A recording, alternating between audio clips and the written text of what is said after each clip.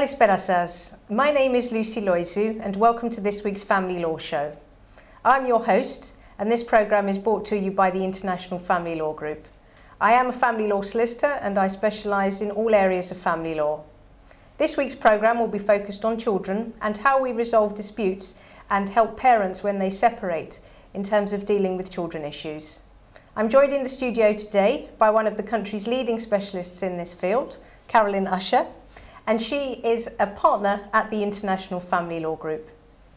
Over the forthcoming weeks, we're going to be dealing with a number of topics to include divorce, finances on divorce, the alternatives to going to court, the rights of unmarried couples, as well as a number of different topics. But back to today. So to introduce Carolynn. Carolynn, as I say, is one of the leading children's specialists in this country. She's been practicing family law for a number of years now and is highly ranked in the legal directories, known as Legal 500 and Chambers. She specialises in cases concerning children, particularly those with an international element. Carolynn, welcome to the studio. Thank you, Lucy. So the format of our programme today we'll have a number of questions and answers, and hopefully our viewers will find the information that we give useful. So Carolynn, if we can begin. We have a number of different clients that come in to see us, and often they say to us, we've managed to reach an agreement in relation to our children. Do they need to do anything to formalise those arrangements? Do they need to? No, there is nothing that compels them to. Sometimes it's common sense because things change and you need to have some sort of starting point that's agreed by everyone. So in general, I would say it's probably worth having either a record of what that agreement is at the very simplest level, written down by themselves and signed, or possibly even witnessed, although that's not necessary. But if you want something a little stronger than that, possibly something formally drawn up by a lawyer, or ultimately a court order. Now, a court order can be obtained by consent, so it doesn't have to be contentious, it doesn't have to be difficult. It can simply be, this is what we've agreed, please will you put it into proper legal language, and a lawyer can help you, of course, on areas which you might not have thought about. So, no, it's not necessary. It is often quite sensible. And if you're dealing with a case, are there things that you advise your clients in terms of how to resolve disputes without going to court when it comes to children work? Always. If the best possible solution for a child or children is if the parents can come to an agreement. Now, sometimes they can come to an agreement perfectly amicably in their own sitting rooms. Sometimes that's beyond the state of their then current relationship. And so some form of mediation is worth trying. That doesn't even have to be formal. It can be done, I've had cases where it's done by a village priest or even a very well-trusted member of the family or an old family friend or a schoolmaster, anybody in whom both parties have faith and who they can agree will give them some guidance. If that doesn't work or doesn't seem appropriate or isn't possible because of distance or for any other reason, there are a number of mediation organisations. Now, in England, if you get as far as the court, you have to go to a mediation session, which are run by, well, a number of people. Doesn't really matter the details. If that doesn't seem to work, there are commercial organisations, there are individuals, some of whom have a legal background, some of whom have a social work background, some of them in extreme cases may have a psychiatric background. If you've got that sort of case, there is always somebody who can act as a mediator. And I think the other thing I would say is mediation is always worth trying because an agreement is better than no agreement. But if the mediation doesn't work, the legal process is still open to you. So you needn't feel that it's an alternative. It's not, it's in addition. And touching on the legal process, if you do end up in court regarding arrangements for the children, what types of orders can be made? The standard 2 orders would be, well, 3 orders really. One would be with whom the children live. Now, we don't any longer under English law have custody. That's a concept we don't accept. What we have is parental responsibility, which both parents in most cases have. And that very roughly equates to what the Americans would call legal custody. It gives you certain rights and a lot of responsibilities. Where the children live is dealt with under a residence order. The children will live with one person or another. Can be a joint residence order, can be a shared residence order, can be in favour of one person. Even if it's a joint residence order, doesn't necessarily mean it's 50-50. It's very flexible. And it simply deals with where the child or children live, not who has the control over them. And what's a contact order? How does that work? Sorry, you did ask me that. A contact order is known in other parts of the world as a visitation order or an access order. It is time that the child spends with the other parent. In some countries it's known as parenting time, which I have to say is a phrase I like. So you get parenting time with one parent and parenting time with the other parent. It's much less emotional. But that's what a contact order is. It's the time that any given child spends, usually with the other parent, can of course extend to grandparents or foster parents or step-parents or other members of the family in certain circumstances. And if you're in the court process, what's the court's primary objectives? What factors do they take into account?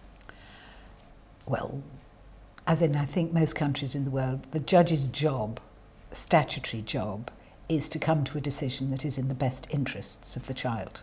Now that's very easy to say, but of course two people, two parents, can genuinely have different opinions as to what really is in this child's best interest.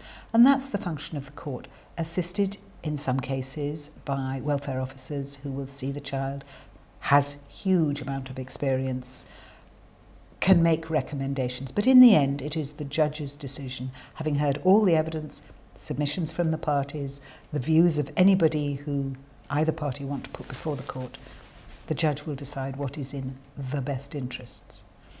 Having said that, I think it would be fair to say that in England, at least, there is a presumption and a strong feeling that a good relationship with both parents after the breakdown is in the child's best interests. So there will always be an emphasis in the vast majority of cases on retaining a good quality of relationship with both parents and where possible, of course, with extended family. Mm. And if you have a parent, let's say, who doesn't have a residence order and they want to go on holiday abroad, can they just go? It would be courtesy to ask. It would be incredibly rude to refuse. So normally asking, or at least telling the other parent that you are taking the child to Florida to see Disney or whatever it is you want to do, I would always say do that first, because theoretically, if you take a child permanently away, and there may be an argument about whether it's permanent or not, you can be running into difficulties. You don't have to ask. I would always say you should, and it's certainly good parenting and good practice. Well, I think what possibly the fundamental position there is, if you've got two parents who are married and both have parental responsibility, one does not prevail over the other. So just think in terms of, would I want him oblique her to take the child without my being informed? And if the answer to that is no, then don't do it yourself. Right. And we touched on contact orders earlier. Is there a standard arrangement when parents separate as to who has how much contact and when? There is a common perception that that is the case. In fact, my experience is no. We are fortunate in this country in that each case is decided individually, so that what may be appropriate for a 6-year-old whose parents both live very close to each other in terms of how much contact is not going to be the same as what is appropriate for a 14-year-old where parents may live at the other end of the country or even out of the country. So no, as I said earlier, there is a perception that there should be good quality contact, and that includes staying contact, assuming that there aren't any factors which would cause concern. But in an ordinary case, you would expect both parents to have reasonable staying contact with the child in their own home, holiday time, and even, if it's practical, time during school terms, during the week. And let's move to the situation where you have a parent who's taken a child or is about to take a child abroad, and the other parent has concerns that the child won't be returned. What options are available to that parent? I think that depends a little on where the child is going. You probably know that in Europe and in some other parts of the world, there are quite powerful international instruments which will ensure that a child that is taken to another country can be swiftly repatriated. So in some cases, if the child is going to another country, although you would obviously try and prevent that happening, or at least find the necessary information, by which I mean where the child's going, how long they're going to be away, the address they're staying at, where they're travelling, the travel arrangements, who's going to be there, that sort of thing. But if it's to another European country, it is probably sensible to ask for that information. Most time it'll be forthcoming. If not, you can compel it to be produced. But there are international conventions, about which I know you are speaking also on this programme, that will ensure that the child is returned. If the child is going to some other parts of the world, I think, for example, of Australia and America, there are other conventions that will bring the child back if you don't think it'll return. If the child is going to a country with whom we do not have, at the moment, any international conventions or commitments, then there are things you can do in this country, depending a little bit on how great the fear is. Those can vary between an order that says, yes, you have permission to go, but you must bring the child back on a nominated flight. At the other extreme, you might require the taking parent to get an order in the country to which they're going. So let us say they were going to Libya or somewhere like that, where you perhaps had a little concern. It might be possible to get an order in Libya prior to departure saying that child will come back.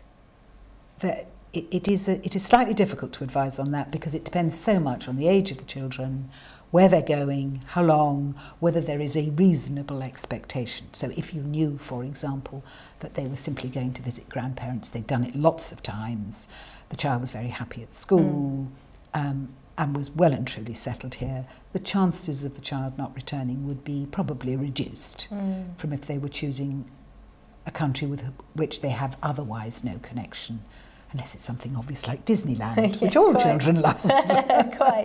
Quite. And I think one thing I would say to our viewers is that if these are concerns, the key thing is to take legal advice early on. Don't leave it too late, because sometimes you can take, as Carolynn's saying, preventative steps to make sure, that the steps are put in place. So do take legal advice, specifically from someone who specialises in family law and particularly children law work. So Carolynn, moving on a little bit to the context of Cyprus and Greece, I had a client of mine who came in to see me, and she said to me, Lucy, I've got a contact order in Greece. Will an order made in another European Union country automatically be recognised in England and Wales? Not automatically. There is a procedure through which you have to go. But essentially, it is possible to obtain a certificate. In this case, it would be from the Greek court, which essentially says this is a proper Greek order. It was made by a proper Greek judge after proper process. So it's trying to ensure that only legitimate orders and properly obtained ones. But once you've gone through that process, you get a certificate.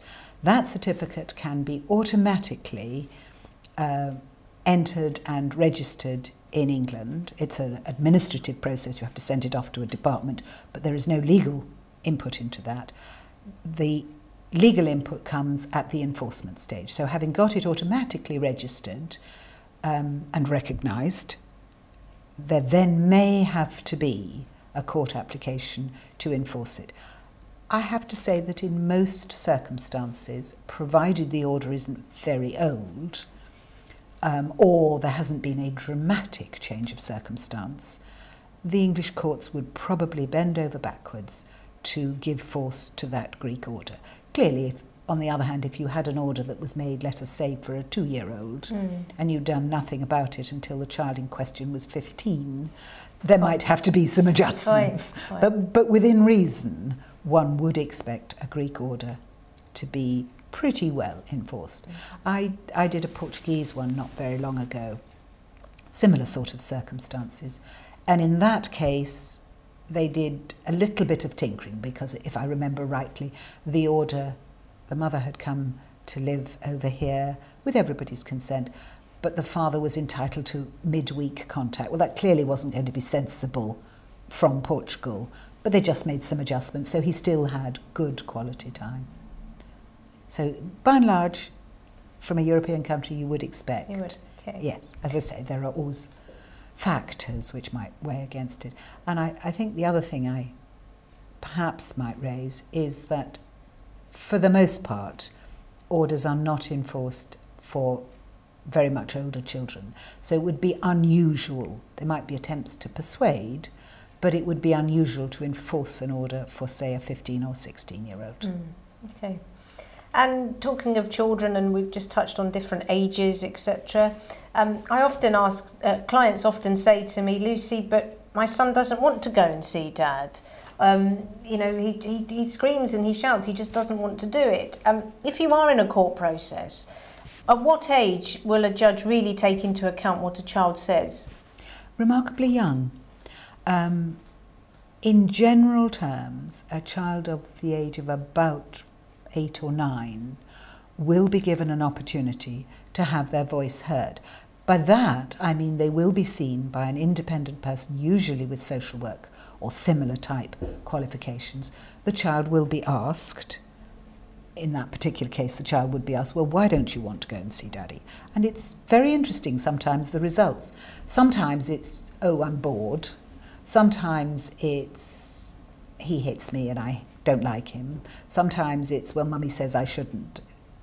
Children do sometimes say some very interesting and revealing things. And the courts and the social workers are quite used to pressure of one kind or another being put on, and they will do what they can to encourage contact. As I said earlier, if the child gets to 15, the view is taken that it's probably counterproductive to force them to do something they don't want to do. And do you have situations where you have two parents who've both got parental responsibility for the child, but they just can't agree, for example, on the schooling arrangements or the medical treatment? Yes. If that happens, what happens? What are their options? The simplest alternative is there is something available to them in the court setting, assuming mediation doesn't work on that issue. And incidentally, on education, it's always worth going to talk to the child's current teacher. If the issue is, does the child go to this school or that school, sometimes a talk with the current teachers can solve that problem. But let's assume you're not in that situation and there remains a dispute. There is the possibility to apply to the court for something called a specific issue order. And the specific issue in this case would be, does the child go to school A or to school B? But it could be other things. It could be, should a child have an operation? Should a child be allowed to undertake a particular form of medical treatment? You can get specific issue orders for anything that is just one issue on which the parents can't agree when everything else is agreed. And are there any practical tips that you can offer parents so that they avoid getting to that stage when they even need to go to court? So they decide the relationship's broken down. What guidance can we give them? Think from the child's point of view. I think most parents honestly believe that their proposals are in the child's best interests. There is sometimes, and it is difficult, but there is sometimes a feeling that there needs to be an adult payoff. So you get parents who say, well, if he's not giving me enough money, why should I let him see the children? And the other way around, if she won't let me see the children, why should I give her money? The answer to that is because the child suffers in either case. So if you think in terms of what is in the child's interests, it is likely that you would be able to come up with the sort of arrangements that the court would approve of. And as I say, if it's not possible to do it yourself, seek help from somebody who can. And do you get clients whose positions are so far apart that it's difficult to mediate a settlement? Yes. Can they lose sight of the child being the key focus? Yes, all the time. And sometimes those clients, because they are polarised at that stage, they start down the legal process. But you know that those of us that practice in this field actually try very hard as practitioners to bring about an agreement. And we can do that in a number of ways. We do, in some cases, have quite a lot of experience, and you know the sort of order that is likely in the case that you've got in hand. You can perhaps talk to the solicitor on the other side. Sometimes there are misunderstandings which can be cleared up. There are proposals that can be made. Negotiations can be conducted through solicitors or indeed other people. And perhaps a slightly controversial question, but I know it's certainly one that I get asked often. Do you think the courts tend to favour the mums and the dads get left behind? Do I think that? Yes. No, Lucy, I don't. Okay. But I do understand that that is a very, very common perception. But I don't think it's true. You don't think it's true? In all my years, it has moved. But nowadays, a shared parenting order of one description or another is becoming almost the norm. If there's an order at all, it's as likely to be shared or joint residence as it is residence to the mother or indeed the father. And that's really to identify that both parents have an equal role, I guess, in the way the child is brought up. Yeah. Well, you will have been in the situation lots of times where what the child wants, well, what the child really wants is mummy and daddy living together happily. But that isn't always possible. And if that isn't possible, what they want is a good relationship with both parents. Right. And that is what the court will strive to achieve. And just touching on the issue of a child's surname, can a parent unilaterally change a child's surname even if they've fallen out with the other parent? No, is the answer. You can't change a child's surname other than the one on the birth certificate without either the consent of the other party or a court order, or very occasionally the child himself can make an application for what seems good reasons. Occasionally I have known it happen where there has been a perfectly successful divorce, there's a new family and the child himself wants to have the same family name. But no, it cannot be done unilaterally. And do you find, with touching on new families there, that there's often bitterness towards a new partner in a relationship, and a parent may say, I don't want my child to go and have contact with dad or mum because I don't like the new partner. What do you do in those kind of scenarios? Give it time. Yes, of course, in the very early stages, if a relationship has been broken because of a third party, there is often a lot of bitterness and there is often a lot of fear that the child will move away in some way.